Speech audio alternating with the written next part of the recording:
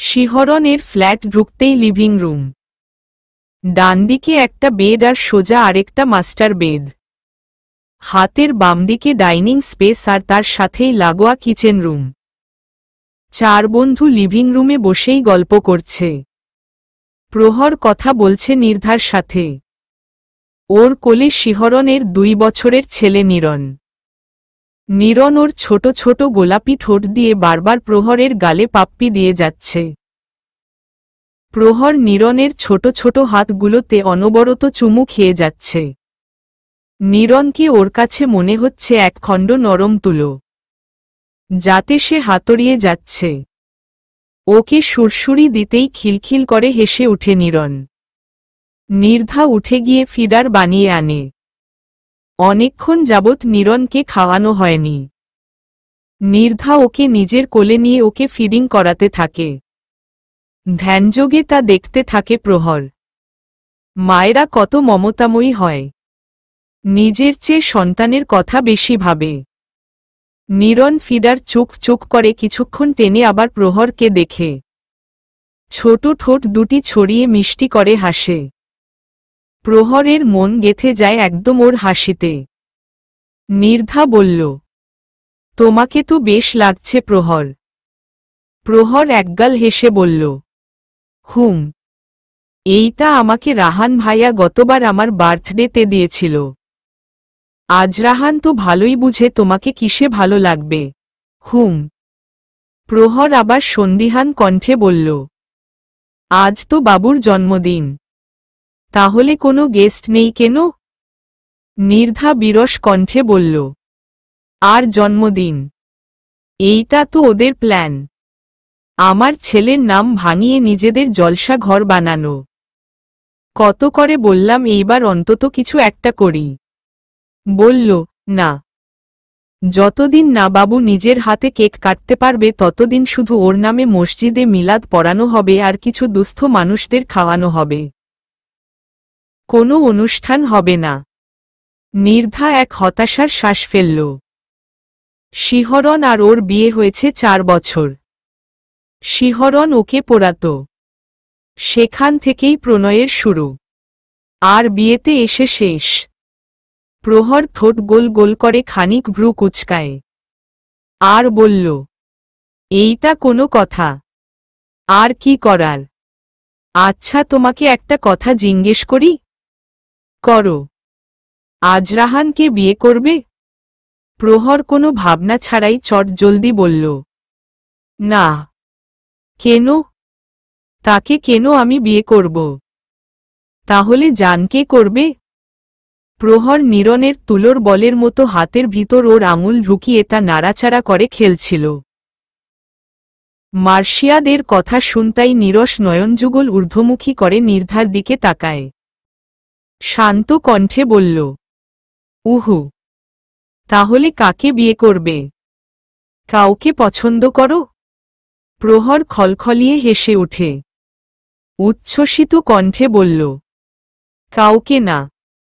তাহলে কি সারা জীবন কুমারী থাকবে নাকি? আরে না, আমার বাবা বলেছে আমার জন্য রাজপুত্র আসবে, আমি তাকেই বিয়ে করব। নির্ধা বিস্মিত কণ্ঠে বলল, তোমার বাবা আছে? কোথায় আছেন তিনি? ঝনঝন করে উঠে প্রহর পাজরের হার। কি বলল সে? কি হলো বলো, কোথায় তোমার বাবা? প্রহর ফুপিয়ে উঠে। বর্ষার স্নিগ্ধ জল বইতে থাকে ওর নেত্রযুগল বেয়ে।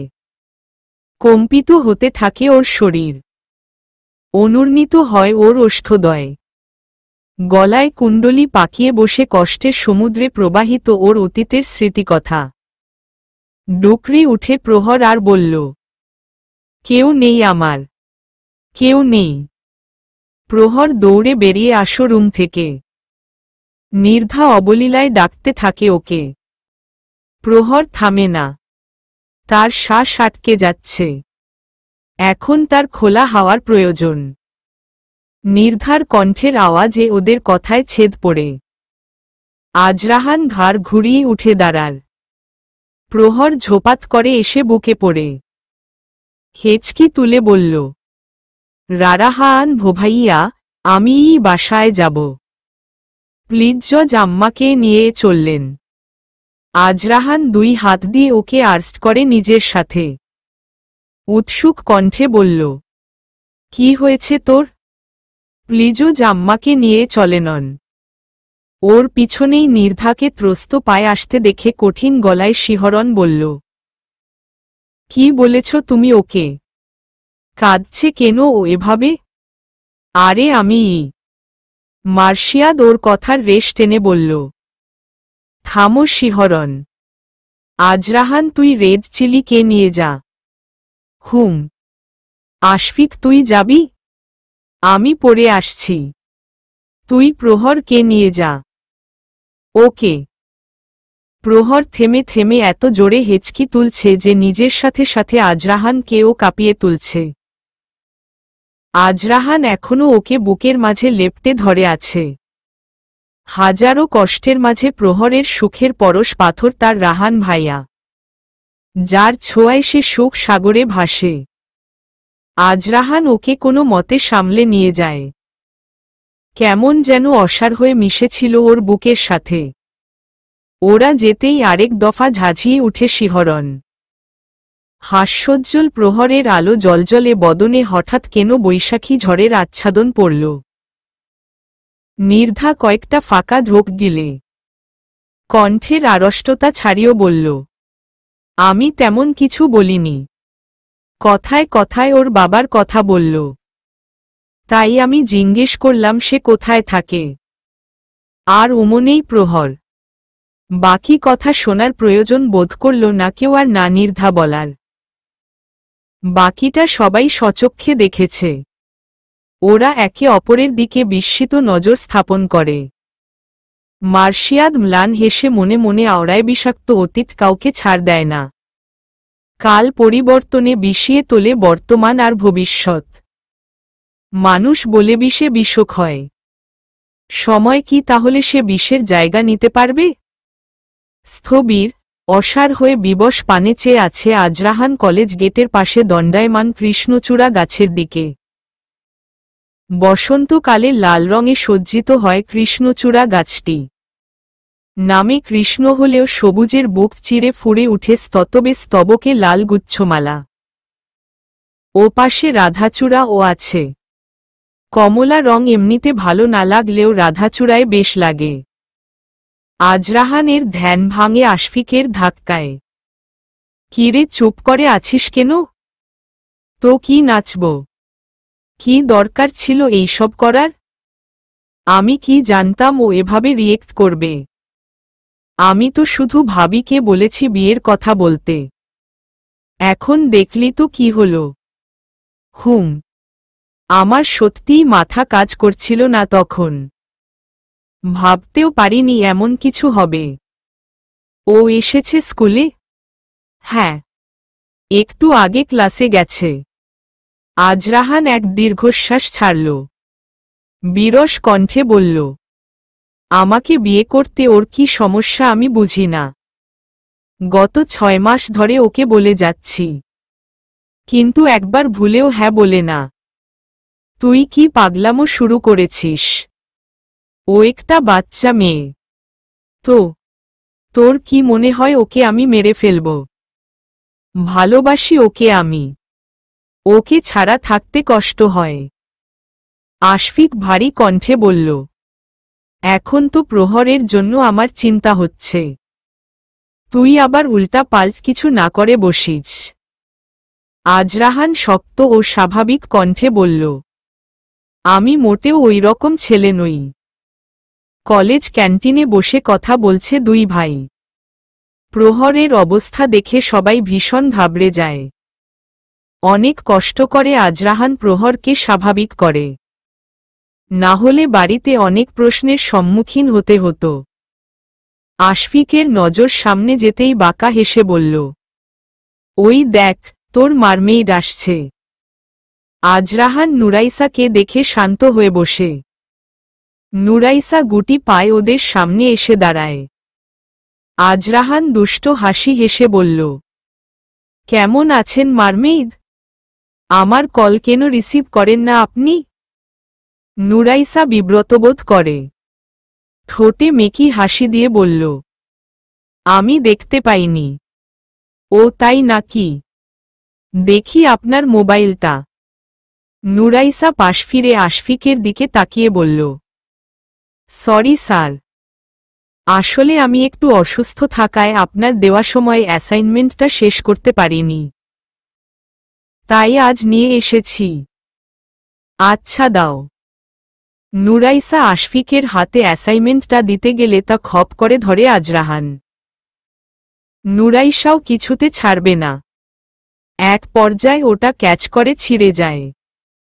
নুরাইসার চোখে জল ভরে আসে, যেন এখনই কেঁদে দিবে। এইটা কি করলেন আপনি? ঈশ্বস, এইটা কি হলো মারমেইড? এখন তো আপনাকে আবার করতে হবে। কি কষ্ট। করব না আমি, করতে তো হবেই। সামনে ফাইনাল এক্সাম আসছে, নাম্বার তো খুব প্রয়োজন। নুরাইসা কেঁদেই দিল আর বলল, ছিঁড়লেন কেন আপনি? কত কষ্ট করে আমি করেছি। আশফিক ওর কান্না দেখে তটস্থ হয়ে বলল, ওকে আর করা লাগবে না তোমার, আমি নাম্বার অ্যাড করে দিব। আজরাহান শয়তানি হাসি হেসে বলল, কিসের নাম্বার? একদম না, আগে ও অ্যাসাইনমেন্ট আবার করবে, তারপর নাম্বার। নুরাইসার দিকে দৃষ্টি দিয়ে বলল, জান মারমেইড, কাল অ্যাসাইনমেন্ট করে জমা দিবেন। কাল কিন্তু last date. All the best. নুরাইসা ঝোড়ো ঝোড়ো করে কাঁদতে থাকে। 2 দিন না ঘুমিয়ে অ্যাসাইনমেন্টটা করেছে, আর সেইটা আজরাহান ছিঁড়ে ফেলল। দমদম করে পা ফেলে চলে যায় নুরাইসা। আজরাহান তৃপ্তির হাসি হাসে। আশফিক চোখ বাঁকিয়ে বলল, ওই, সমস্যা কি তোর? কেন ওর পিছনে লেগে থাকিস? আগে তো ওকে চোখের জল আর নাকের জলে ডোবাই, তারপর ছাড়ব। তুই পারিসও বটে। তা আর বলতে। রেস্তোরাঁ বসে খেয়ে যাচ্ছে প্রহর। আজরাহান গোল টেবিলের উপরে দুহাত ভাঁজ করে রেখে তার উপর চিবুক রেখে নিষ্পলকভাবে তাকিয়ে আছে। প্রহর বলল, এভাবে তাকিয়ে আছেন কেন? আমার পেট খারাপ করবে। আজরাহান চিবুক উঠিয়ে চেয়ারে হেলান দিয়ে বসে টাইয়ের নব হালকা ঢিলা করে বলল, আমাকে বিয়ে করতে কি সমস্যা তোর? খাওয়ার সময় ডিস্টার্ব করবেন না। একবার আমাকে বিয়ে কর, তুই যা খেতে চাইবি আমি তোকে তাই খাওয়াবো। প্রহর ভ্রু ক্রুটি করে বলল, আপনার কি সমস্যা? একটা বাচ্চা মেয়েকে বিয়ে করার জন্য উঠে পড়ে লেগেছেন কেন? ওরে আমার বাচ্চা রে, আজ বিয়ে দিল, কাল 2 বাচ্চার মা হবে। আর উনি নাকি বাচ্চা হলে হব, তাতে আপনার কি? আমার কি মানে? আমারই তো সব। তোর বাচ্চার বাবা তো আমিই হব। ইসোস, শখ কত! আপনাকে আমার পছন্দ না, তাহলে কাকে পছন্দ? প্রহর রেস্তোরাঁর কার্নিশের একটা টেবিলে বসেছিল। 3/4 ছেঁড়া প্যান্ট আর একটা ছেঁড়া টি শার্ট, জীর্ণশীর্ণ শরীরে রাস্তার অপর পাশে দেয়ালে ঘেঁষে বসে আছে একটা ভিক্ষুক। প্রহর তাকে দেখিয়ে বলল, ওকে বিয়ে করব আমি। আজরাহান দাঁতে দাঁত নিষ্পেষণ করে বলল, আমাকে ছাড়া অন্য কারো কথা ভাবলে একদম মেরে ফেলব তোকে। এত মারামারি কিসের? নুরাইসাকে দেখে প্রহর একগাল হেসে বলল, নুরাইসা আপু, এসো। নুরাইসা একটা চেয়ার টেনে ওর পাশেই বসে, কেমন আছো প্রহর? ভালো। তুমি? আমিও। এখানে কি করছো? দেখো না খাচ্ছি। আমার খুব খিদে পেয়েছে। তা তো দেখতেই পাচ্ছি। আজকাল তাহলে এইসব চলছে? প্রহর উৎসুক কণ্ঠে বলল, এইসব কি নুরাইসা আপু? আজরাহান অধরে স্মিত হাসির রেখা এঁকে বলল, মারমেইড, একটু বেশি বেশি হয়ে যাচ্ছে না? ওপস, তাই বুঝি? চোখ বাঁকিয়ে প্রহরের দিকে তাকিয়ে দুষ্ট হাসি হেসে বলল, জানো তো প্রহর, আজকাল নতুন চোরের আমদানি হয়েছে। এরা ঘরের জিনিস রেখে অন্য কিছু চুরি করতে বেশি পছন্দ করে। আজরাহানের দিকে তাকিয়ে মেকি হাসি হাসে নুরাইসা। আজরাহান বিব্রতবোধ করে। প্রহর ভ্রু কুঁচকে তাকায় আজরাহানের দিকে। আজরাহান দেখে নুরাইসার পাশেই সার্ভিস বয় দাঁড়িয়ে পাশের টেবিলের অর্ডার সার্ভ করছে। হালকা স্বর উঁচু করে বলল, ভাইয়া, আপনাদের কাছে পিঙ্ক কালারের বিষ হবে? রেস্তোরাঁয় বসা কাস্টমারর আর চোখে তাকায় আজরাহানের দিকে। আজরাহান আবার ঠোঁটের কোনো চেপে নুরাইসার উপর দৃষ্টি নিবন্ধ করে বলল, তার আবার পিঙ্ক কালার খুব পছন্দ। এই যে ধরেন। নুরাইসা চেয়ার ছেড়ে উঠে দাঁড়ায়। টেবিলে থাকা পানির গ্লাস নিয়ে তা ঢেলে দেয় আজরাহানের মাথায়। আজরাহান হকচকিয়ে উঠে দাঁড়ায় আর বলল, মারমেইড। সাঁতার কাটতে ইচ্ছে করছিল বললেই পারতেন। একসাথে গিয়ে সাঁতার কাটতাম। একা আমাকে ভিজালেন কেন? নুরাইসা আর দাঁড়ায় না। এই লোক ঠোঁট কাটা। কখন কি বলে ফেলে। প্রহর নিজ খাওয়ার ব্যস্ত। তার এইসবে মনোযোগ নেই। আজরাহানের বাইক হঠাৎই বন্ধ হয়ে যায়। রাস্তার পাশেই মেকানিক্যাল দোকানে বাইক দিয়ে হাঁটতে থাকে ওরা দুজন। এখানে সাধারণত রিকশা পাওয়া যায় না। চিপা গলি। তাই গাড়ির যাতায়াত থাকলেও পার্ক করা বারণ। গলির চওড়া মোড়ে অনেক রিকশা দাঁড়িয়ে থাকে। আজরাহান আর প্রহর সেখানেই হেঁটে যাচ্ছে। উত্তপ্ত পিছালা পথ। সূর্য তার বেগুনি রশ্মি ঢেলে দিচ্ছে। দরদর করে ঝরছে ঘাম। কেমন হাঁসফাঁস করছে প্রহর। আজরাহান বলল, কোল্ড ড্রিঙ্কস খাবি? প্রহর মাথা নেড়ে বলল, হুম হুম। আজরাহান ওকে দাঁড় করিয়ে একটা দোকান থেকে কোল্ড ড্রিঙ্কস এনে প্রথমেই এক চুমুকে তার অর্ধেক নিজের গলায় ঢেলে নেয়।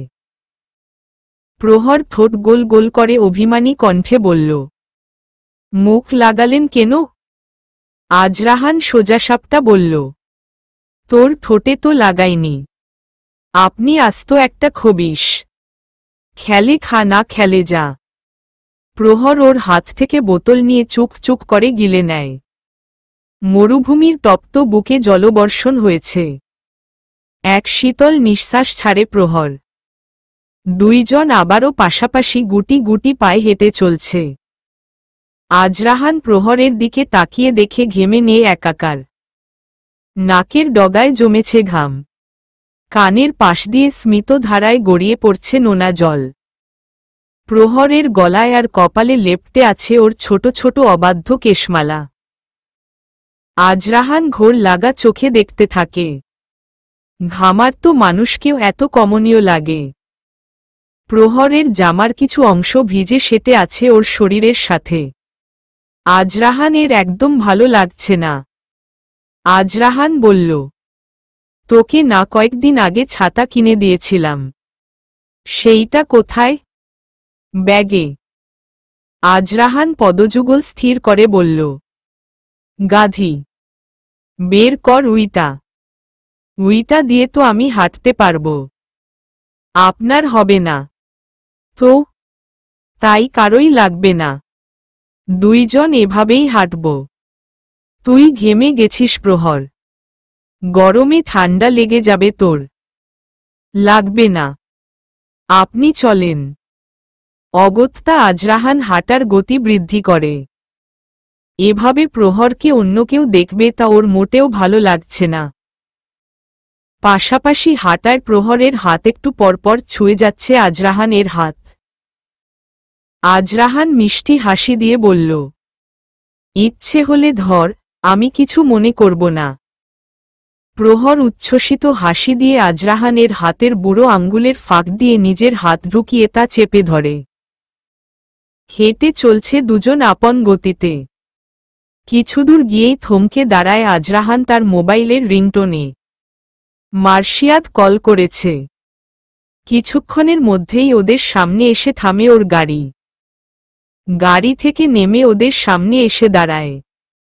এই রোদের মধ্যে এভাবে হাঁটছিস কেন?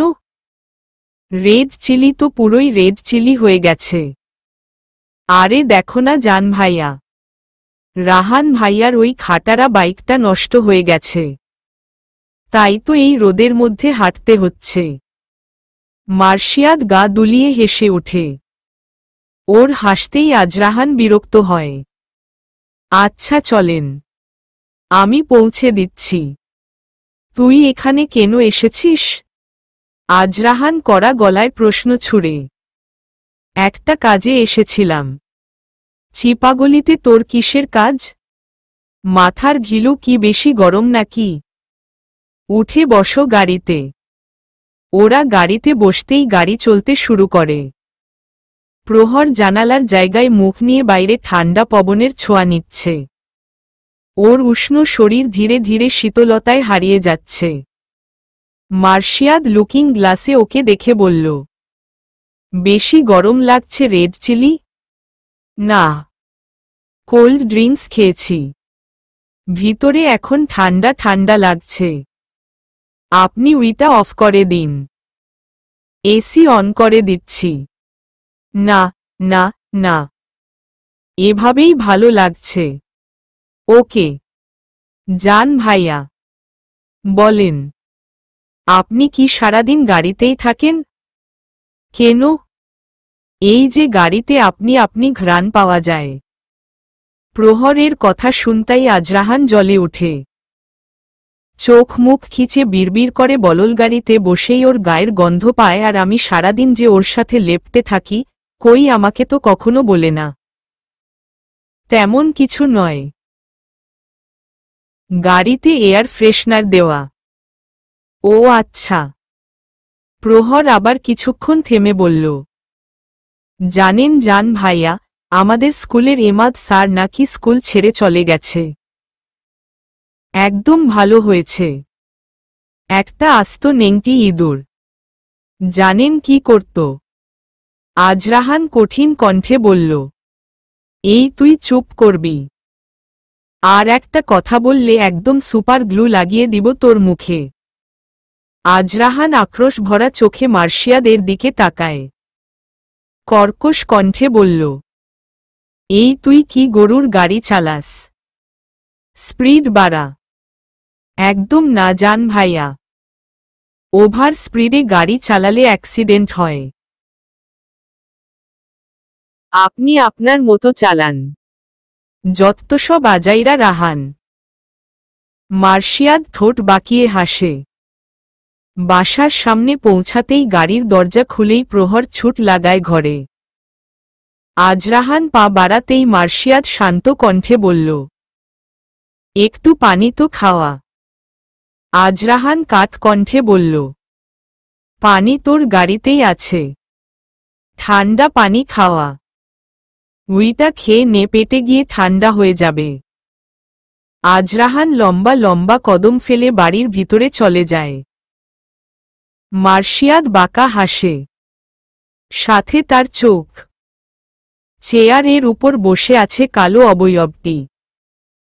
আবক্ষ পর্যন্ত ছড়ানো দাড়িতে মোলায়েমভাবে হাতের বিচরণ চলছে। চোখে নেশা ভর করে আছে। সামনেই হাঁটু গেড়ে বসে আছে ইদ্রিস। সন্ধ্যা রাতেই বাজার করে ফিরছিল। গ্রামের রাস্তা, বড় বড় হাট বাজার ছাড়া মেঠোপথগুলো সন্ধ্যা রাতেই নীরব হয়ে পড়ে। পথে যাতায়াতকারী লোকজন হ্যারিকেন অথবা টর্চের ব্যবহার করে। যুগের পরিবর্তনে এখন মোবাইলের টর্চ লাইটের সুবিধা গ্রহণ করা হয়। ইদ্রিসের বউ পালিয়ে যাওয়ার আজ 10 দিন। গতকালই সে নতুন বউ ঘরে তুলেছে। তাই আজ হাটবারে বেশ বাজার সদাই করেই হেলতে দুলতে বাড়ি ফিরছিল। কিন্তু পথেই আবছা আলোয় দুজন অপরিচিত লোককে দেখে ঘাবড়ে ওঠে। কিন্তু পরক্ষণেই জানতে পারে তার পথ হারিয়েছে, তাই ঠিকানা খুঁজছে। তাদের পথ দেখানোর জন্য নদীর পার ঘেঁষে আসতেই লোক দুটো ওর মুখে রুমাল চেপে ধরে। ক্লোরোফর্ম এর তীব্র শ্বাসে বেশি সময় নেয়নি সে নেতিয়ে পড়তে। ব্যাগভর্তি বাজার নদীর পাড়েই পড়ে রইল অগোছালো ভাবে। চোখ খুলতেই ভয়ার্ত চোখে দেখতে থাকে আশপাশ। নদীর ওপারেই নিয়ে আসা হয়েছে তাকে। পাশাপাশি দুটো গ্রাম, যার যোগাযোগের অন্যতম মাধ্যম এই নদী। এপার আর ওপারের মানুষের মনের মিলই দুই গ্রামের সচ্ছলতার অন্যতম হাতিয়ার। ইদ্রিস কিছুই বুঝতে পারছে না। হাত দুটো তার পিছনে বাঁধা। সে নরম চোখে তাকিয়ে আছে সামনে বসা সে মানবটির দিকে। বিস্ফোরিত চোখ যার, যেন এখনই সব ভস্ম করে দিবে। কিন্তু আপাদমস্তক একদম শান্ত, স্থির, স্নিগ্ধ। ইদ্রিস মৌনতা অবলম্বন করে বুঝতে চাইছে সে কোথায়, কারা এরা। খড়ের তৈরি ঘরের অনেকাংশ জুড়ে বিধ্বস্ত। তারই ফাঁক ফোকর দিয়ে পিনপিনে হাওয়া ঢুকে পড়ছে ঘরে। চাঁদের তীব্র জ্যোৎস্নার কিরণ তার উপরিতল ভেদ করে তার অস্তিত্ব জানান দিচ্ছে। কর্ণকুহরে অনুভূত হচ্ছে বেপরোয়া ঢেউয়ের ছলাৎ ছলাৎ ধ্বনি। ইদ্রিস বুঝতে পারল সে নদীর পাড়ের ছোট্ট খড়ের ঘরে আবদ্ধ। মাঝে মাঝে নিশিরাতে মাছ ধরতে দূর গ্রাম থেকে আসা লোকজনের নিদ্রার জন্য এই ঘর তৈরি করা। কিন্তু সে তো কখনো এখানে আসেনি।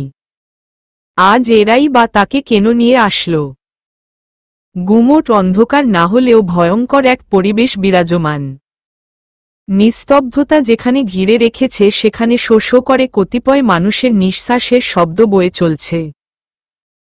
ইদ্রিসের মনে হচ্ছে ওর প্রাণপাখি যেন খামচে ধরে রেখেছে ওর হৃৎপিণ্ড, যেন এখনই কেউ কেড়ে নিবে। কম্পন শুরু হয় ওর দেহপিঞ্জরে। দরদর করে ঘাম ছুটছে। বহমান পবন যেন আজ উষ্ণতায় কাঁপিয়ে দিচ্ছে ওর শরীর।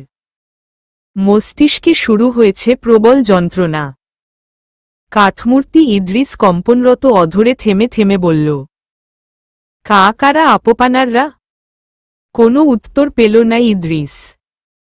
কয়েকটা শুকনো ঢোক গিলল ইদ্রিস। ভয় তার প্রাণআত্মা বের হবার উপক্রম। সে আবার বলল, কে নন নিয়ে এসেছেন আমাকে? চেয়ারে বসা লোকটি শীতল পায়ে উঠে দাঁড়াল। কোনো রকম ছন্দপতন ছাড়াই ইদ্রিসের সামনে গিয়ে এক হাঁটু ভেঙে তার উপর ভর দিকে ওর দিকে ঝুঁকে মোটা পুরুষালী কণ্ঠে বললেন, পুরুষ মানুষ নেড়ি কুকুর, যেখানে সেখানে ঢু মারতে মন চায়। ইদ্রিস থর থর করে কাঁপছে। আর বলল, জিগিজি, মেয়ে মানুষ দেখলেই লালা ঝরে তাই না? শরীরে অসুরের শক্তি ভর করে, খুবলে খেতে ইচ্ছে হয়। ইদ্রিসের ঠোঁট শুকিয়ে কাঠ। জিহ্বা দিয়ে চেটে বার কয়েক ভিজিয়ে নিল। কিন্তু তাতেও কাজ হচ্ছে না। কিছু বলতে যাবে তার আগেই এক সজোরে চর বসিয়ে দিল তার গালে। ককিয়ে উঠল ইদ্রিস। গাল চেপে বসে পড়ল। ঝিমঝিম করছে ওর মাথা। এক নারীতে হয় না তোর? এতই যখন শরীরের জ্বালা ব্রথেলে গিয়ে নিজের জ্বালা মিটাতি। অসহায় মেয়েদের প্রেমের ফাঁদে ফেলে ওদের বিয়ে করে নিজের খায়েশ মিটিয়ে টিস্যু পেপারের মতো ছুঁড়ে ফেলে কেন দিস? তোদের মতো কিছু কাপুরুষ নারী লোভীদের জন্য আজ মেয়েরা রাস্তায় পথ চলতে ভয় পায়, বিশ্বাস করতে ভয় পায়। তোদের মতো জানোয়ারদের বেঁচে থাকার কোনো অধিকার নেই। এই কথা শুনেই ইদ্রিস ভয়ে আর্ষ্ট হয়ে যায়।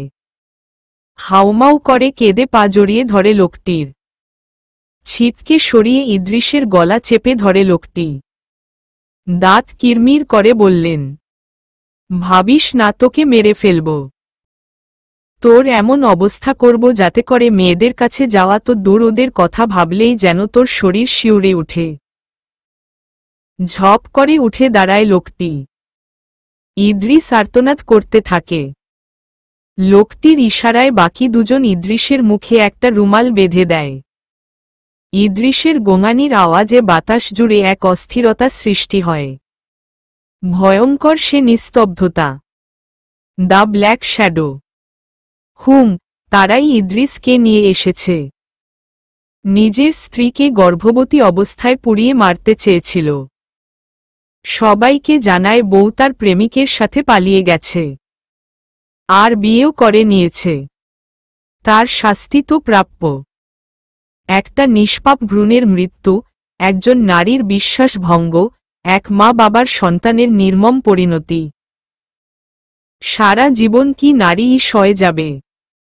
না, তাদেরও ন্যায় পাওয়ার অধিকার আছে, হোক না তা রাতের অন্ধকারে। হেড তার সাথের দুইজনকে কর্কশ গলায় বললেন, ওর দুর্বলতা কি জানিস? ওই যে ওর পুরুষাঙ্গ। নারীদেহ দেখলেই তা লাফিয়ে ওঠে। ছিন্ন ভিন্ন করে খেয়ে নিতে ইচ্ছে করে নারী নামের সেই কোমল শান্তির পায়রাকে। আজ ওর এমন অবস্থা করবি যেন নারীদেহের কথা ভাবলেই ওর মনে হয় যেন এর চেয়ে মৃত্যুই ভালো। মৃত্যুকে আলিঙ্গন করতে গেলে মৃত্যুও যেন ওর থেকে মুখ ফিরিয়ে নেয়। হেডের কথা শেষ হতেই ইদ্রিস মেঝেতে গড়াগড়ি করে অনুনয় করতে থাকে। কিন্তু তার ছিটে ফোঁটাও হেডের কর্ণকুহর হয় না। বেরিয়ে আসে ঘরের বাইরের দাওয়ায়। নিজের গাড়ির কাছে গিয়ে দাঁড়ায়। ভিতর থেকে চাপা আর্তনাদ ভেসে আসছে। অদ্ভুত সে আওয়াজ। স্বল্প সময় শেষে বেরিয়ে এলেন দুইজন লোক। হাতে রক্ত ঝপঝপ করছে। নদীর শীতল প্রবাহিত ধারায় ধুয়ে নিল হাত। নদী তার গর্ভে প্রলীন করে নিল এক কাপুরুষের কাপুরুষ, তার শাস্তির প্রমাণ। না, ইদ্রিসকে মারা হয়নি। শুধু তার এমন অবস্থা করা হয়েছে যাতে করে আর কোনো দিন নারী শরীরের কামুকতা তাকে ভর করলেও তার অন্তঃসার শূন্য পৌরসত্তা তাকে ধিক্কার দিয়ে ওঠে। নারী একা নয় আজ। বিশ্বাস ভালোবাসার প্রতীক। নারী কামনার বস্তু নয়। তাকে সম্মান দিতে শেখো। তাকে দেওয়া একগুণ সম্মানের বিপরীতে সে তোমাকে 10 গুণ ফিরিয়ে দিবে। হুড়মুড়িয়ে মার্শিয়াদের ঘরের সিঁড়ি বেয়ে নামছে আজরাহান। রাত প্রায় মধ্য। ঘড়ির কাঁটা ছুঁই ছুঁই করছে 3-এর কাঁটা। মার্শিয়াদের গাড়ির আওয়াজ পেয়েই নিচে নেমে আসছিল আজরাহান। হলো ঘরেই দুজন মুখোমুখি। আজরাহান শান্ত ভঙ্গিতে বলল, কোথায় ছিলি? কাজ ছিল। আজরাহান একটা কাগজ এগিয়ে দেয় মার্শিয়াদকে। মার্শিয়াদ নরম চোখ রাখে আজরাহানের দিকে। আর বলল, কাজ শেষ? ওকে, আজ এখানেই থেকে যা। উহু, মা জানতে পারলে আমার খাওয়া বন্ধ করে দিবে। মার্শিয়াদ হালকা হেসে বলল, তোর ডিঙ্গি নৌকা আছে তো? সমস্যা কি? ও আছে বলেই তো আমি বেঁচে আছি। যাই এখন। ও অপেক্ষা করবে। যা, সাবধানে যাস। Don't worry, I will manage. I know that. একে অপরকে উষ্ণ আলিঙ্গন করে মার্শিয়াদের বাড়ি থেকে বের হয় আজরাহান। গন্তব্য তার ডিঙ্গি নৌকা, যে এখনো তার অপেক্ষায় বসে আছে। সকালে প্রাতরাশ সেরে টিভি দেখতে বসেছে সানোয়ার আহমেদ। নিউজের হেডলাইন দেখেই চকচক করছে তার চোখ। টিভির ভলিউম আরেকটু বাড়িয়ে নিজের চিত্তহরণ করা খবর সংবরণ করছে সে। কাল রাতেও ব্ল্যাক শ্যাডো কোনো একটা ঘটনা ঘটিয়েছে, তারই নিউজ ডিটেলস চলছে। দ্য ব্ল্যাক শ্যাডো যখনই কিছু করেন তখনই ভিকটিমের পিঠের ঠিক মাঝ বরাবর তার সংকেত দিয়ে যান একটি কালো রঙের অবয়বের প্রতীকী। তাতে করে চিনতে বাকি থাকে না এটা তাদেরই কাজ। সানোয়ার আহমেদ উল্লসিত হলেন। সকাল সকাল চমৎকার এই খবরে নিজেকে ফুরফুরে মনে হচ্ছে। হাঁক ছেড়ে ডাকলেন নিজের সহধর্মিণীকে। কুহেলিকা পাশে এসে বসলেন, কারণ তিনি ভালো করেই জানেন ওই অজানা মানুষটাকে তার শান্তিপ্রিয় স্বামী কতটা শ্রদ্ধা ও ভালোবাসেন। বরাবরই তার কাজে তিনি অভিভূত হন। গত 5 বছর ধরে চলছে এই সব। ঘুম কাতুরে চোখে হেলতে ঢুলতে উলুথুলু চুল নিয়ে নিচে নামে আজরাহান। তার মরিচ পোড়া ঘুম। সেই ভোর রাতে ফিরে শুয়েছে। ঘুম এখনো তার পরিপূর্ণতা পায়নি, কিন্তু দেরি করলে মা জেনে যাবে সে কাল রাতেও আড্ডা দিতে গেছে। তাহলে সকালের নাস্তা আজকের জন্য তার থেকে বিদায় নিবে। নিজেকে যথেষ্ট শক্ত করে খাবার টেবিল বসে আজরাহান। চোখ জ্বালা করছে ভীষণ। মাথার শিরাগুলো টগবগ করছে, যেন এখনই ছিঁড়ে যাবে। আজরাহানকে খাবার এগিয়ে দেয় প্রহর, আর ওকে টিপ্পনি কেটে বলল, দেখেছেন ব্ল্যাক শ্যাডো কত মহান কাজ করে। আর আপনি সারারাত উজবুকের মতো আড্ডা মারেন আর দিনের বেলা কুমিরের মতো পড়ে ঘুমান। আজরাহান ঘরঘরে গলায় বলল, যার কাজ যেইটা সে সেটাই করে। ও আপনার একমাত্র লক্ষ্য বুঝি শুধু বিয়ে করা? না, তোর বাচ্চার বাবা হওয়া। যা সর এখান থেকে। প্রহরকে হালকা সরিয়ে একটা মাখন লাগানো ব্রেড নিয়ে তাতে কামড় বসায় আজরাহান। প্রহর কিঞ্চিত ক্ষীণ কণ্ঠে বলল, ঈশ্বস, এসেছন আমার বাচ্চার বাবা হতে। আপনার সেই আশায় গুড়ে বালি। সেই বালির গুড় দিয়ে নাড়ু বানিয়ে খাওয়াবো তোকে। প্রহর ঠোঁটকে এপাশ ওপাশ করে ভেঙচি কাটে। শশব্যস্ত হয়ে সেখানে আসে সানায়া। দ্রুতগামী কণ্ঠে বলল, ভাইয়া, আমাকে একটু লাইব্রেরি দিয়ে আসবে, খুব আর্জেন্ট। আজরাহান ঠোঁটের কোনো বাকি উপহাসের স্বরে বলল, আমাকে কি তোর পাঠাওয়ের ড্রাইভার মনে হয়? একটু পৌঁছে দিল কি হয়? এই এত পড়ালেখা করে কি করবি রে? সেই তো শ্বশুর বাড়ি গিয়ে চুলো গুতবি। সানায়া কিছু বলতে যাবে তার আগেই কুহেলিকা গলা ছেড়ে বললেন, এইসব কি ধরনের কথা? মেয়ে হয়েছে বলে কি তার শিক্ষার অধিকার নেই? এইসব শিখিয়েছি তোমাকে আমি? আজরাহান দুটো ফাঁকা ঢোক গিলে, এখানে থাকলেই বিপদ। হাতে রাখা অর্ধব্রেড নিয়ে উঠে দাঁড়ায়।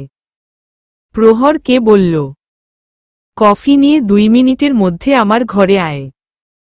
কুহেলিকা হতাশ হলেন তার ছেলের ব্যবহারে। সেই ছোটবেলা থেকে সব কাজই তার উল্টাপাল্টা। সব মানুষ যখন খাওয়ায় ব্যস্ত তখন সে ঘুমে। সব মানুষ যখন হই হুল্লোড়ে মগ্ন সে ডুবকি লাগায় তার বইয়ে। এই ছেলের মতিগতি সে কখনো বুঝতে পারে না। সবসময় ভীত থাকে আজরাহানকে নিয়ে কুহেলিকা। কফি নিয়ে এসে দেখে আজরাহান মুদিত নয়নে মাথা হেলান দিয়ে আধশোয়া হয়ে বসে আছে। প্রহর ধীম পায়ে ওর সামনে যায়। মৃদু কণ্ঠে বলল, আপনার কফি। আজরাহান কফি নিয়ে তাতে চুমুক লাগায়। প্রহর ঠোঁট উল্টিয়ে বলল, আপনি এত কফি কেন খান? কফি খেলে ঘুম কম হয়। জানেন না? তোকে কে বলল? আমি জানি। চা বা কফিতে ক্যাফেইন থাকে, যা আমাদের বডিতে থাকা একটা এনজাইম নাম ফসফোডাইএস্টারেজকে ইনহিবিট করে, ফলে সেলের ভিতরে ইনহিবিটরি অ্যাকশন কমে যায়, যার কারণে এক্সাইটেটরি এক্সশন বেড়ে যায়। আর এতে শরীর ও মন প্রফুল্ল থাকে, তাই ঘুম আসতে চায় না। ডিঙ্গি নৌকা তো অনেক কিছুই জানিস। হুম, জানিই তো। আমাকে সানায়া আপু বলেছে। আজরাহান গভীরভাবে তাকায় প্রহরের দিকে। চুল টেনে উঁচু করে পনিটেইল করে রেখেছে। এতে করে ওর ঘাড়, গলার ফর্সা ভাবটা আরো ভালো করে প্রদর্শিত হচ্ছে, আর সাথে মার্শিয়াত দেওয়া সেই প্যান্ডেন্ট। মনে হচ্ছে এখনই টেনে ছিঁড়ে ফেলে। আজরাহান নিজেকে শান্ত করে বলল, তোর জন্য একটা জিনিস এনেছি। কি? আজরাহান ওর কাল রাতের শার্ট থেকে একটা ছোট জুয়েলারি বক্স এনে দেয় প্রহরের হাতে। প্রহর উৎসুক দৃষ্টিতে বলল, কি আছে এতে? খুলে দেখ। প্রহর বক্সটি খুলে দেখে তাতে একজোড়া গোল্ডের ইয়াররিং। উচ্ছ্বসিত প্রহর বলল, আমার জন্য? উহু, আমার বউয়ের জন্য। তুই কি আমার বউ? সরেন এখান থেকে। দে, আমি পরিয়ে দেই। হুম। আজরাহান ওকে আয়নার সামনে দাঁড় করিয়ে ওর কানে ইয়াররিং পরিয়ে দেয়। প্রহর আয়নায় দাঁড়িয়ে নিজেকে দেখতে থাকে। মুহূর্তেই আজরাহানের চোখে ঘোর লেগে যায়। নির্বাক দৃষ্টি দিয়ে তাকিয়ে থাকে প্রহরের উন্মুক্ত পিঠে। নিজের দুই হাত প্রহরের দুই হাতের উপর রেখে ওর পিঠ ঠেকিয়ে নেয় নিজের বুকের সাথে। অধর ছোঁয়াতে ব্যস্ত হয় আজরাহান প্রহরের ঘাড়ে, পিঠে। প্রহর যেন বরফমূর্তি ধারণ করে। এক চুল নড়ার শক্তি নেই তার মাঝে। প্রলয়কারী ঘূর্ণিঝড়ের শোষ বায়ু বয়ে চলছে তার মস্তিষ্কের স্নায়ুতন্ত্রীতে। অনুর্ণন হয় তার সারা অঙ্গে। তার বুকের বাপপাশের যন্ত্রটা না চাইতেও তার গতি বাড়িয়ে চলছে। কম্পিত হতে থাকে প্রহরের অধরযুগল। শিরদাঁড়া বেয়ে নামতে থাকে এক শীতল ধারা। আজরাহান তার হাতের সাহায্যে সরিয়ে দেয় প্রহরের পনিটেইল করা চুল। উন্মুক্ত পিঠে এক গভীর উষ্ণ চুম্বন করে আজরাহান। প্রহর তার নিঃশ্বাস আটকে নেয়। ওর সারা শরীর যেন বিবশ হয়ে যাচ্ছে। আজরাহানকে সে অধিকার দিয়েছে। আজরাহানের অগোছালো স্পর্শে কখনো বাধা পড়েনি সে। কারণ প্রহর কখনো বাধা দেওয়ার প্রয়োজন বোধ করেনি। আজরাহানের গভীর স্পর্শে সে সবসময় ভালোবাসা কুড়িয়ে বেরিয়েছে। আজরাহান প্রহরকে নিজের দিকে ঘুরিয়ে নেয়। প্রহরের মুদিত নয়নে চুমু খায়। প্রহরের নাকের ডগায় জমে গেছে মুক্তোর ন্যায় ঘাম। কপালে জমেছে বিন্দুসম ঘাম। আজরাহানের উত্তপ্ত নিঃশ্বাস আছড়ে পড়ে প্রহরের অধরযুগলে। আর তাতেই অধরের কম্পনক্রিয়া বাড়তে থাকে। প্রহর তার মুদিত নয়নেই সবকিছু অনুভব করে যাচ্ছে। আজরাহান ওর এক হাত রাখে প্রহরের কোমরে। হালকা কেঁপে উঠে প্রহর এক লম্বা শ্বাস টেনে নেয় সে। আজরাহান ওর মাথাটা হালকা বাঁকিয়ে প্রহরের কানের কাছে গিয়ে হিসহিসিয়ে বলল, ডিঙ্গি নৌকা, একবার বল তুই আমকে বিয়ে করবি। আমি আমার ভালোবাসার সায়রে তোকে ভাসিয়ে নিব। কথা দিচ্ছি কখনো তোর হাত ছাড়ব না। শুধু একবার বিয়ের জন্য রাজি হয়ে যা।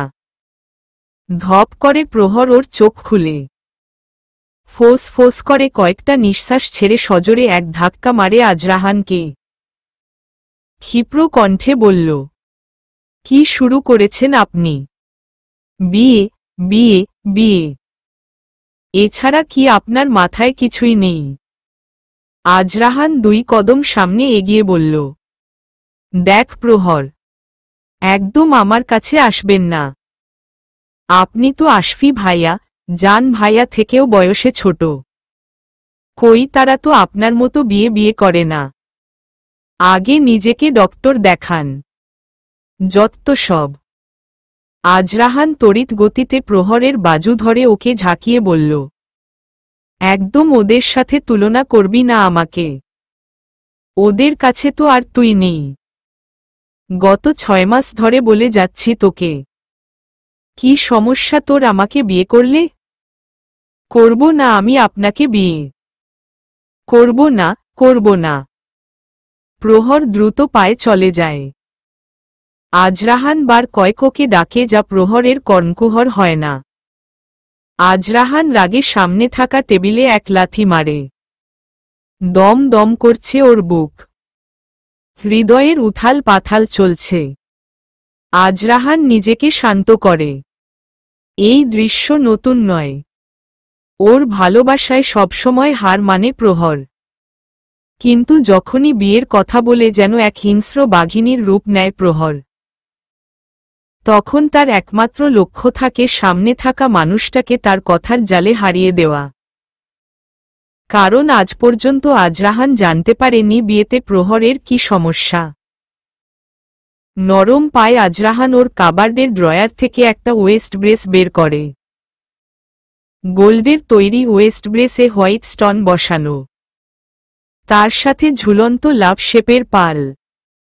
আজরাহান এইটা তার জবের প্রথম মাসের স্যালারি দিয়ে কিনেছিল প্রহরকে নিজ হাতে পরাবে বলে। কিন্তু প্রহর কিছুতেই বিয়ের জন্য রাজি হয় না। তাই এখন তার অপেক্ষা। বিয়ের পর আজরাহান নিজের হাতে এইটা ওর কোমরে পরাবে। আলতে করে এক চুমু খায় আজরাহান ওয়েস্ট ব্রেসে। ধীর পায়ে রান্নাঘরে যায় প্রহর।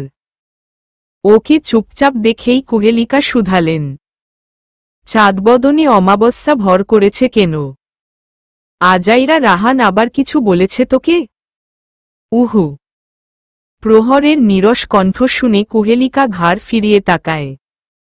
তার নজরে আসে প্রহরের ইয়ার রিং। আর বলল, বাহ, কানের দুলগুলো তো বেশ মানিয়েছে তোকে। কে দিল? প্রহর নির্লিপ্তভাবে বলল, রাহান ভাইয়া। তাহলে রেগে আছিস কেন? তোমার ছেলেকে বলবে সাইকিয়াট্রিস্ট দেখাতে। তার মাথায় সমস্যা আছে। প্রহর ওর কথা শেষ করেই হনহন করে প্রস্থান করে সেখান থেকে। কুহেলিকা আনমনে হেসে উঠলেন আর বললেন, আমার ওই পাগল ছেলের পাগলামির একমাত্র ঔষধ তো তুই। তুই ছাড়া কি অন্য কেউ ওকে ভালো করতে পারবে? বাসের অপেক্ষায় তটস্থ হয়ে দাঁড়িয়ে আছে সানায়া। সকালের সময়টা প্রচণ্ড ভিড় ভাট্টা থাকে। কোলাহলপূর্ণ বাজারের পাশেই দাঁড়িয়ে আছে সানায়া। নভেম্বর মাসের শুরু। সকালের সময়টা হালকা হালকা স্নিগ্ধ শীতল থাকলেও বেলা বাড়তেই সূর্যের প্রখরতা শুরু, সাথে ভ্যাপসা গরমের। সামনে একটা বাস আসতেই তাতেই চড়ে বসে সানায়া। হায় আল্লাহ, একটা সিটও খালি নাই। মন খারাপ হয় সানায়ার। আজরাহানকে বলার পরও আসেনি সে। কিছুক্ষণ নির্বাক দৃষ্টিতে পুরো বাসে চোখ বুলায় সানায়া। না, একটা ফাঁকা সিটও তার চক্ষু গোচর হল না। নিরুপায় হয়ে বাসের এক কোণে দাঁড়াল। বাস আবার চলতে শুরু করল।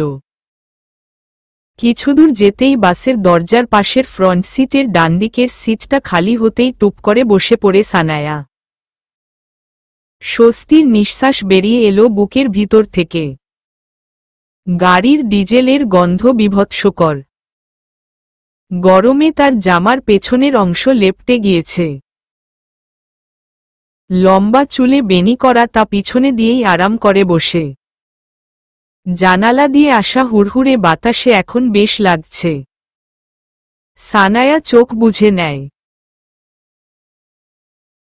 হঠাৎ সে অনুভব করে তার পাশে বসা লোকটার হাত সানায়ার হাত স্পর্শ করছে। হালকা চেপে নিজেকে স্বতন্ত্র করে সানায়া।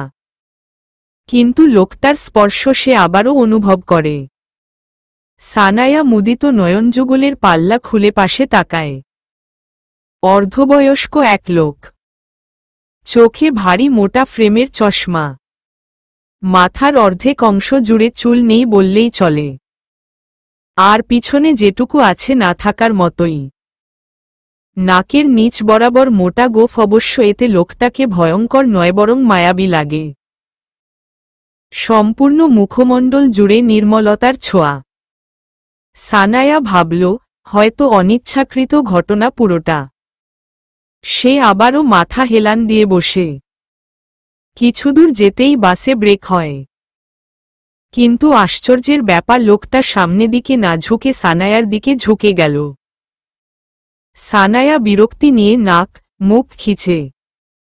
পরক্ষণেই লোকটি মৃদু হেসে বললেন, সরি সরি। সানায়া দমে গেলেন। সেখানেই বাসে উঠল একটা ছেলে। জায়গা না পেয়ে সানায়ার পাশে সিটের সাথে হেলান দিয়ে দাঁড়ালেন।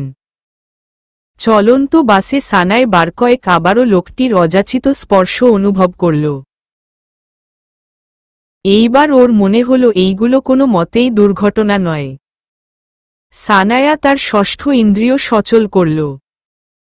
নিজেকে যথেষ্ট শান্ত রেখে তার সমস্ত মনোযোগ লোকটার পরের পদক্ষেপের দিকে স্থির করল। ক্ষণকাল বাদে সানায়া তার বাম উরুতে হাতের স্পর্শ পেতেই দম করে উঠে কোনো সংকোচ ছাড়াই লোকটার গালে বসিয়ে দিল এক চড়। ওর হাতের ধাক্কায় ছিটকে পড়ল লোকটির চশমা। হতভম্ব হয়ে লোকটি এদিক ওদিক তাকিয়ে কয়েকখালি ঢোক গিলে নিল। চলন্ত বাসে স্থির থাকা যুৎসম নয়। সানায়ার ক্ষেত্রেও তাই হল। বাসের গতির সাথে তার পদযুগল তাল মেলাতে পারেনি। হেলে পড়ে তার সিটের পাশে দাঁড়ানো ছেলেটির উপর। বুক কেঁপে উঠে সানায়ার। যদি পড়ে যেত। ছেলেটি এক হাতে সানায়া পিঠে হাত দিয়ে ওর ভর পুরোটা নিজের বুকের উপর নিয়ে নিলেন। আর আরেক হাতে নিজের সেফটির জন্য সিটের উপরিভাগ খামচি মেরে ধরে রাখলেন, কারণ এখন একজন নয় দুইজনের ভর সামলাতে হবে তাকে। সানায় তার বদ্ধ অক্ষিযুগল মেলে ছেলেটির দিকে তাকাল। ফর্সা নয় দুধের মধ্যে এক বিন্দু হলুদ মেশালে যেমনটা হয় রং, ঠিক তেমনটা ছেলেটার বিশাল বক্ষদেহের সুঠাম দেহ এই জন্যই কারণ সানায়ার আস্ত নারী দেহের সম্পূর্ণ ভর এখন ছেলেটার উপর। চিকন নাক দিয়ে বেরিয়ে আসা নিঃশ্বাসের হালকা মিষ্টি গন্ধ ছুঁয়ে যাচ্ছে সানায়াকে। সানায়া হা করে তাকিয়ে আছে। চোখের পাল্লা আপনা আপনি পড়ছে আর উঠছে। চড়ের নিখুঁত আওয়াজে বাস ড্রাইভার ততক্ষণে বাস থামিয়েছে। সানায়া সোজা হয়ে দাঁতে দাঁত চেপে আরেকটা চড় বসায় লোকটির ডান গালে। উত্তেজিত সানায়া গলা চড়িয়ে বলল, এই মেয়ে মানুষ দেখলেই লোল পড়ে, চোখ ঘলিয়ে যায়, একদম চোখ গেলে দিব। ভাবিস কি মেয়েদের পুতুল? শালা বুড়ো, এক পা কবরে এখনো শখ যায় না। সানায়া এইবার অদ্ভুত কাণ্ড করে। লোকটির ওই কগাছি চুল মুষ্টিবদ্ধ করে আরেকটা চড় বসিয়ে দেয়। হতবিহব্বল বাসের সবাই সানায়ার কাণ্ড দেখে হকচকিয়ে উঠে। লোকটা কিছু বলতে যাবে তার আগেই সেই ছেলেটি সানায়া থেকে লোকটিকে ছিনিয়ে নিয়ে বলল, এক মাঘে শীত যায় না। নারীরা আজ নিজের লড়াই নিজে করে। পুরুষদের সাহায্য সে তো নামমাত্র। কিন্তু আফসোস, আপনার মেয়ের সাথে যদি কেউ এমন করে হয়তো সে তখন প্রতিবাদ নাও করতে পারে। ভাবেন তখন তার কি অবস্থা হবে। বাসে থাকা অন্য লোকজন তেড়ে আসে লোকটিকে মারতে, কিন্তু তাদেরকে শান্ত হতে বলল ছেলেটি। লোকটিকে বাস থেকে নামিয়ে দেওয়া হল। সানায়ার অশান্ত মন শান্ত হয়ে সিটে বসল। ছেলেটি এখনো ওর পাশেই দাঁড়িয়ে আছে। এত কিছু হওয়ার পর সানায়ার আর কিছু বলতে ইচ্ছে করছে না, নচেত ছেলেটিকে এসে তার পাশে বসার জন্য বলত। নির্দিষ্ট গন্তব্যে এসে বাস থেকে নামে সানায়া। এমনিতেই অনেক দেরি হয়েছে। হনহন করে পা চালিয়ে এগিয়ে যাচ্ছে সে, কিন্তু কাল বিলম্বে তার মনে হল কেউ তার পিছু নিচ্ছে। সানায়া দমকে যায়। পিছন ফিরতেই দেখে সে লম্বা চওড়া দুধে হলুদ মেশা ছেলেটি। সানায়া ইতস্তত বোধ করে। এই রাস্তাটা বেশিরভাগ সময় জনশূন্য থাকে, আজকেও ব্যতিক্রম নয়। সানায়ার বুকটা দুরু দুরু করতে থাকে। যদি এখন ছেলেটা ওর সাথে খারাপ কিছু করে বসে। সানায়া উদ্বিগ্ন হয়ে পা বাড়ায়। পিছন থেকে ভারী পুরুষালী কণ্ঠে থমকে দাঁড়ায় সানায়া। এই যে শুনেন। ছেলেটি দ্রুত পায়ে ওর সামনে এসে স্মিত রেখা টানে তার অধরে। আর বলল, সরি, আপনাকে বিরক্ত করার জন্য। সানায় ভ্রু কুঞ্চি করে বলল, কি চাই আপনার? আপনাকে মানে? Sorry, I am just kidding. আসলে আপনি একটু আগে বাসে যা করলেন তাতে আমি মুগ্ধ হয়েছি। আসল কি বলেন তো, মেয়েদের নিজেদের প্রতিবাদ নিজেদের করা উচিত, নাকি অন্যের উপর ভরসা? আপনাকে মালালা ইউসুফজাই এর সাথে তুলনা করলেও ভুল হবে না। সানায়া দ্বিধান্বিত অনুভব করল। সে কি খুশি হবে নাকি অবাক হবে? আর কিছু বলবেন? আপনি কি রেগে আছেন? এক্সকিউজ মি, আপনি কি তেমন কিছু করেছেন? ছেলেটি মৃদু হেসে বলল, আমার তা মনে হয় না। সানায়া হালকা দম ছেড়ে বলল, একটু ঝেড়ে কাশেন, আমার সময় নেই। ছেলেটি তার বুক পকেট থেকে একটা কার্ড বের করে সানায়ার হাতে দেয়। সানায়া বলল, এইটা কি? এইটা একটা এনজিও এর ঠিকানা। আমি এখানেই কাজ করি। তো? আসলে এনজিওটি দুস্থ, অসহায়, রেপড ভিকটিম, এসিড ভিকটিম ছাড়াও সমাজে অবহেলিত নারীদের পুনর্বাসনের ব্যবস্থা করে। যৌতুকের শিকার মেয়েদের পাশে এসে দাঁড়ায়। সানায়া প্রশ্নচিহ্ন করে বলল, আমি কি করতে পারি? আসলে কি বলেন তো, যেসব মেয়েরা এইসব ঘটনার শিকার হয় তাদের শরীর হয়তো বেঁচে থাকে কিন্তু আত্মা মরে যায়। বেঁচে থাকার ইচ্ছা শক্তি হারিয়ে ফেলে। কিন্তু আপনাকে দেখে মনে হলো তাদের মধ্যে সে জীবন সঞ্চারণের অমৃতসুধা আপনি আনতে পারবেন। আপনার সেই ক্ষমতা আছে। তাই যদি আপনি একবার ঘুরে আসতেন আমাদের সংস্থাটা তাহলে কৃতজ্ঞ থাকব। অবশ্য জোর নেই, এইটা একদম আপনার ইচ্ছের উপর নির্ভর। সানায়া এমনিতেও কঠিন মস্তিষ্কের মানুষ।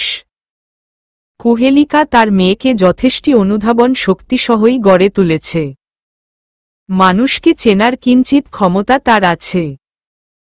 ছেলেটার কথাবার্তা আর ব্যবহারে ভালোই মনে হল।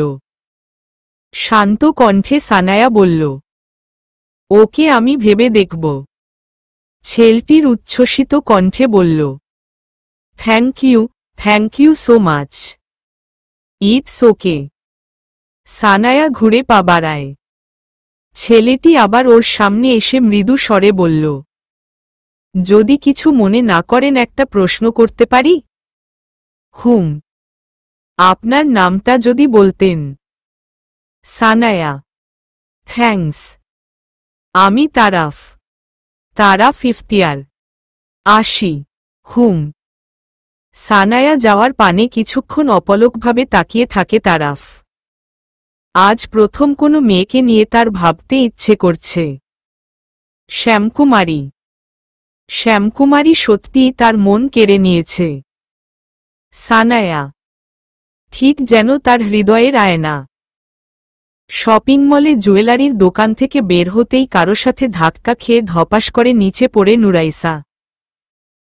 ফ্লোরে বসেই ককিয়ে উঠে আর্তনাদ করে বলল, ইসোস, গেল রে আমার কোমর। ভেঙেই গেল বোধ হয়। এখন আমাকে কে বিয়ে করবে? ধাক্কা খাওয়া ছেলেটি হাঁটু গেড়ে ওর সামনেই বসে স্মিত কণ্ঠে বলল, বিয়ের জন্য বড্ড চিন্তা আপনার। Sorry for this. আসলে আমি ইচ্ছে করে আপনাকে ধাক্কা দেয়নি।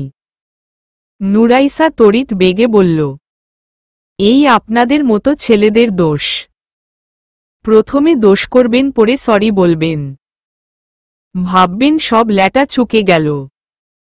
মার্শিয়াদ গাঢ় দৃষ্টিতে তাকিয়ে দেখে নুরাইসাকে। উহু, তার চেহারা নয়।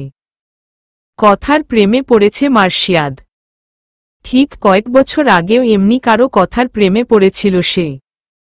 মার্শিয়াদ অধর প্রসারিত করে বলল, আপনার কথায় তো মিষ্টতা আছে। মিষ্টি খান নাকি বেশি? নুরাইসা ভ্রু কুটি করে বলল, ফ্লার্ট করছেন? এই রকম মনে হওয়ার কারণ?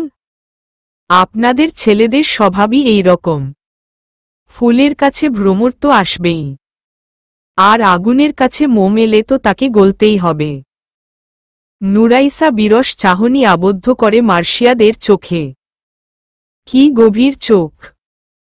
বাদামি মণি যেন জ্বলজ্বল করে তাকিয়ে আছে তার দিকে। এ কেমন চোখের মায়া! মার্শিয়াদ হালকা হেসে আবার বলল, দেখা হয়েছে মিষ্টি? তাহলে উঠে দাঁড়ান। নুরাইসা চোখের কোনো ক্ষীণ করে ভাবে তার কথায় এই লোক মিষ্টতা পেল কিভাবে।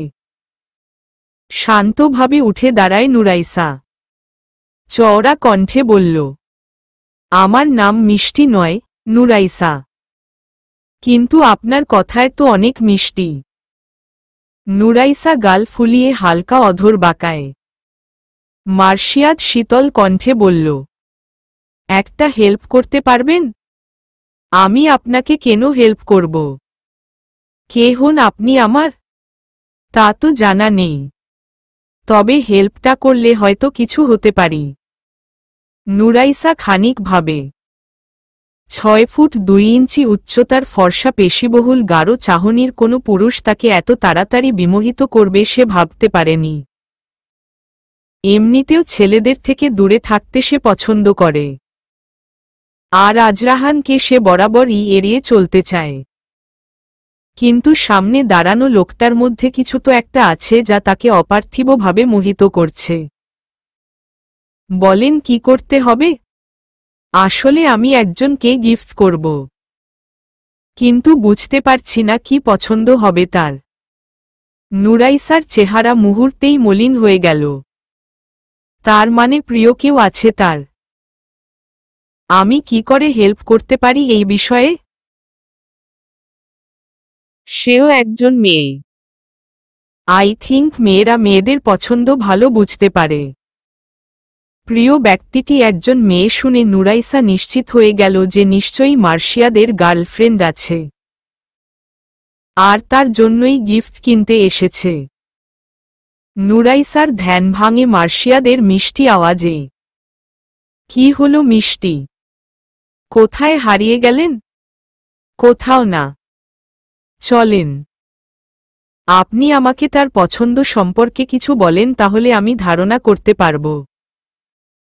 প্রায় 1 ঘন্টা পুরো শপিং মল চষে বেড়ায় ওরা। অনেক কিছুই কেনা হয়। গাড়ির কাছে আসতেই মার্শিয়াদ বলল, চলেন আপনাকে পৌঁছে দেই। না, তার প্রয়োজন নেই। আমি এই এলাকাতেই থাকি। সামনেই আমার বাসা। আমি চলে যেতে পারব। আপনার নামটা বললেন না। মার্শিয়াদ আরজান। ছোট করে জান বলে ডাকতে পারেন। ওকে, আসি তাহলে। ধন্যবাদ। আই উইশ আমাদের আবার দেখা হবে।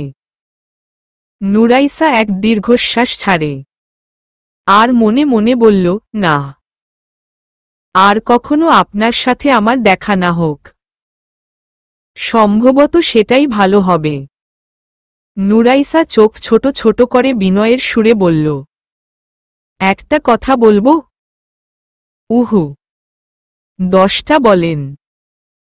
নুরাইসা ছোট্ট করে হাসে আর বলল, গিফটগুলো কি আপনার গার্লফ্রেন্ডের জন্য? মার্শিয়াদ হালকা অধর কোনো প্রশস্ত করে বলল, কেন? মেয়ে হলেই কি তাকে গার্লফ্রেন্ড হতে হয়? সে আমার একজন প্রিয় মানুষ, যাকে ছাড়া আমি অপূর্ণ। নুরাইসা কি ভেবে নীরব থাকে। মার্শিয়াদ চলে যাওয়ার জন্য গাড়িতে বসে শান্ত কণ্ঠে নুরাইসাকে বলল, আসি মিষ্টি, আবার দেখা হবে। নুরাইসা নির্লিপ্তভাবে তাকিয়ে থাকে। এ যাওয়া যেন শেষ না হয়। ছাদের রেলিংয়ের সাথে ঘেঁষে দাঁড়িয়ে বাড়ির পাশের মাঠে কিশোর বয়সী ছেলেদের খেলা দেখছে প্রহর। বিকেল গড়িয়েছে। একটু আগেই আসরের আজান হয়েছে। নামাজ পড়বে সে, আর কিছুক্ষণ দেখেই চলে যাবে। ঘাড়ে উষ্ণ বায়ু অনুভব হতেই ফিরে তাকায় প্রহর। দেখে একদম ওর সামনেই দাঁড়িয়ে আজরাহান। সকালের ঘটনার পর আর আজরাহানের ঘরমুখো হয়নি প্রহর। স্কুলে যাওয়ার পথেও কোনো কথা হয়নি ওদের।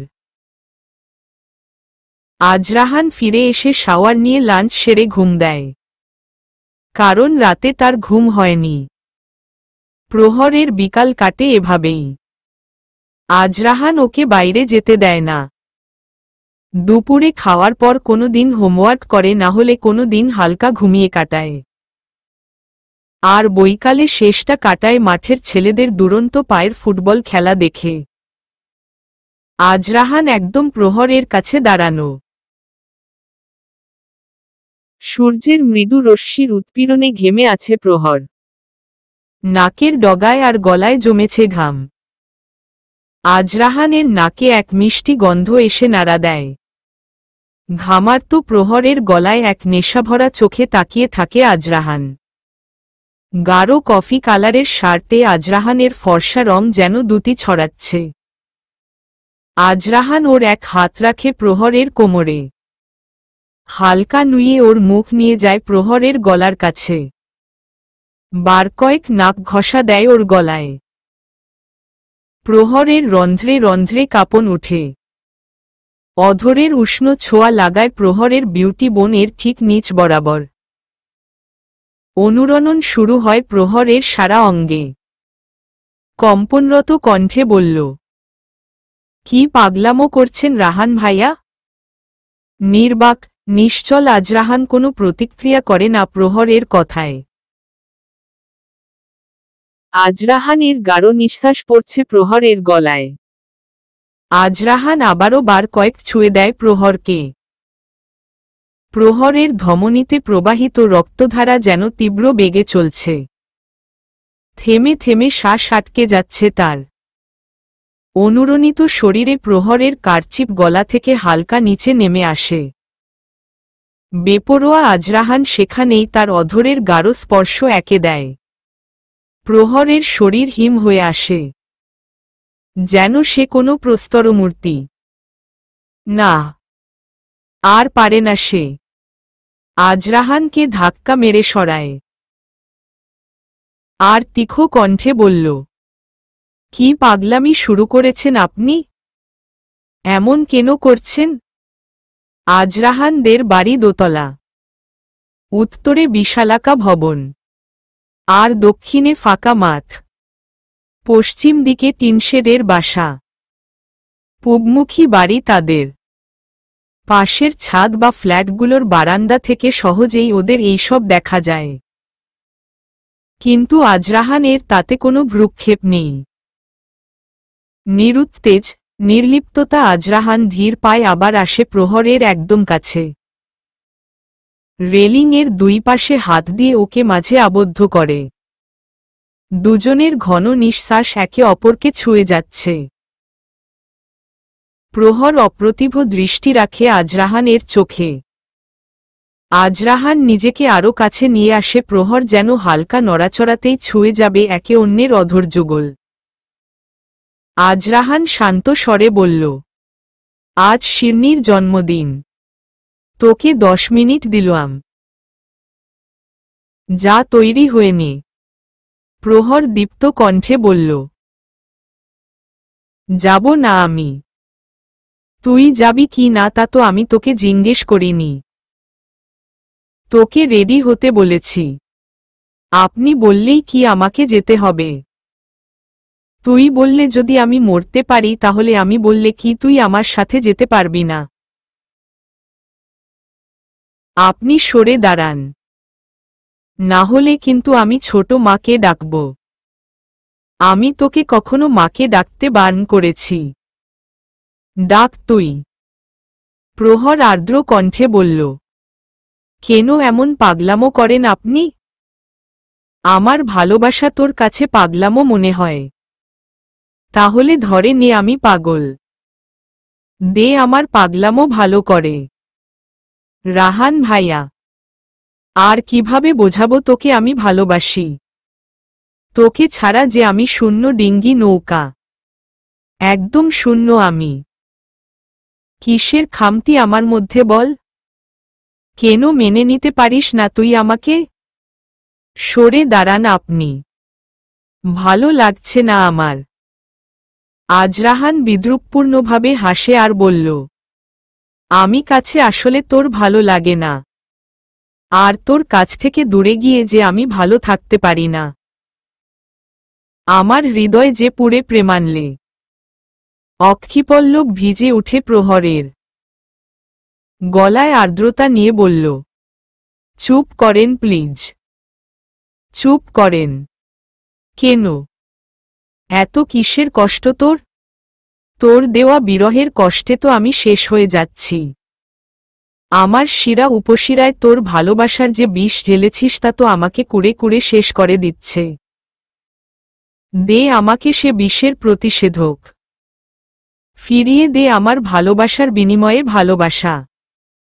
আজরাহানের প্রতিটি কথা ছুরিকাঘাত করছে প্রহরের হৃৎপিণ্ডে।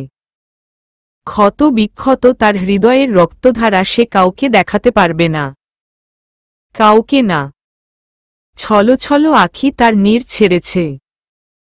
প্রহরের গলা থেকে অস্পষ্ট ক্রন্দন বেরিয়ে আসছে। আজরাহান বুক ফুলিয়ে এক নিঃশ্বাস ছাড়ে। আর বলল, কিসের এত সংশয় তোর আমাকে বিয়ে করতে? একবার তুই আমার হয়ে যা ডিঙ্গি নৌকা। একবার মেনে নে। আমি তোকে ছাড়া থাকতে পারব না। প্রহর শান্ত দৃষ্টিতে তাকিয়ে থাকে আজরাহানের চোখে।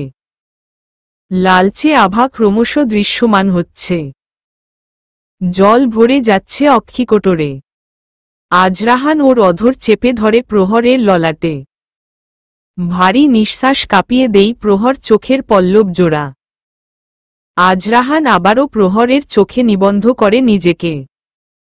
বলল, মাকে গিয়ে বল না এই বিয়েতে তুই রাজি। একবার বল প্রহর। আই প্রমিজ ইউ এই জীবনে আর কিচ্ছু চাইব না তোর কাছে আমি।